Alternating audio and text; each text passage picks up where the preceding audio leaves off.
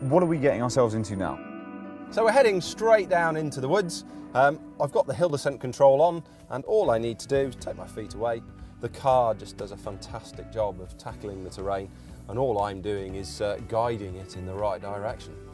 So we've got our 3-litre TD6 engine in this vehicle, 258 PS, 600 Newton meters of torque, and that's what really is going to help us in a scenario like this. We've also got 8-speed gearbox with a 2-speed transfer box. Effectively, that gives us 16 forward gears to allow us to control the vehicle over the terrain. And in first low range at the moment, as you can see, the car travels really slowly over the terrain and really nice and gently. I'm going to use the foot brake for this one really so that I can just show the car off a little. Hill descent would take us down here so beautifully, but I'm going to intervene, and all I want to do is just lower it slowly over the edge, and you can probably see from the outside now starting to lift that rear wheel nicely into the air, and you can see it wobbling, feel it moving, but the car is quite happy, quite secure, and we can just lower it down, pop that wheel back down onto the floor, and it's as easy as that. We're up in off-road height, so a huge amount of articulation, and you'll see on the outside as we clamber over some of the lumps and bumps, and you may well have seen it earlier as well, those wheels moving up and down, and again, I mean, it clambers up, keeping its wheels firmly on the ground, no difficulties at all. At the moment we've been in mud and ruts. I can dial it round to the rock crawl program. This will help us with control over these lumps and bumps. Again, hill descent control is going to play a really big part, but it now just lowers us down nice and slowly.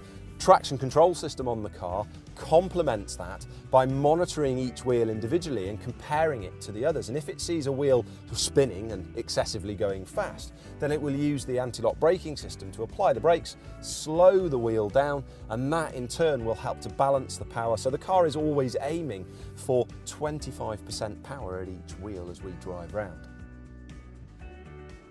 Look, Alex, we're here in a Land Rover. Let's not follow this track. That's a hill. I want to go up it. Should we do it? I think so. Why not? Let's go. Fantastic. So we'll select grass, gravel, snow, and all we need to do is head on up the hill.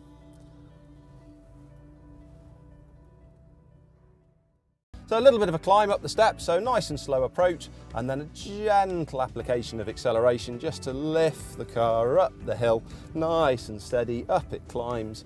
No hassle, no difficulties at all. Quite a strange looking obstacle, but all I'm going to do is approach at a bit of an angle, nice and slowly, nice and gently. That front left wheel starting to just lift into the air, so very cautiously with the foot brake, I'm just lowering the car over, and as it goes from being up to being down, lifts that rear corner into the air, and then all I need to do is take my feet away and allow the hill descent control to lower us down the hill.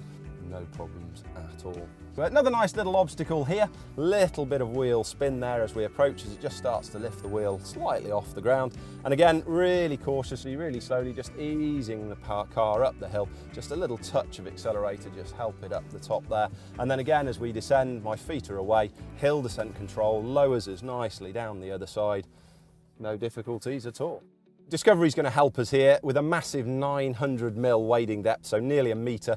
All we need to do is simply take our feet away, again allow the hill descent control to lower us slowly into the water, and then gradually apply the accelerator and just pushing the car through, generating a little bow wave, and that's just helping to lower the water level slightly down the sides of the car, keeps us moving, and we can progress through the water nice and steadily, no bother.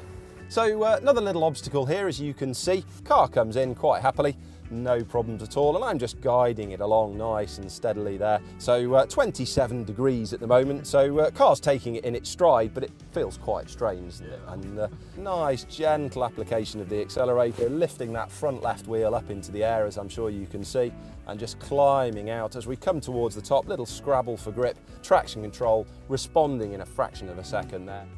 A little bit of an obstacle here in front. This is basically going to put one side of the car with very little grip, one side of the car with a lot more grip. So all I need to do is just guide it up nice and slowly. You can see lining it up on the rollers there with the camera. It makes my life really, really easy.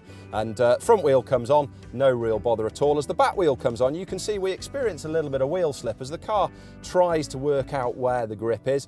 All we need to do is apply a little bit of accelerator. The traction control systems realise that there's grip on the right, not so much on the left. Move the power gently across and forward we go.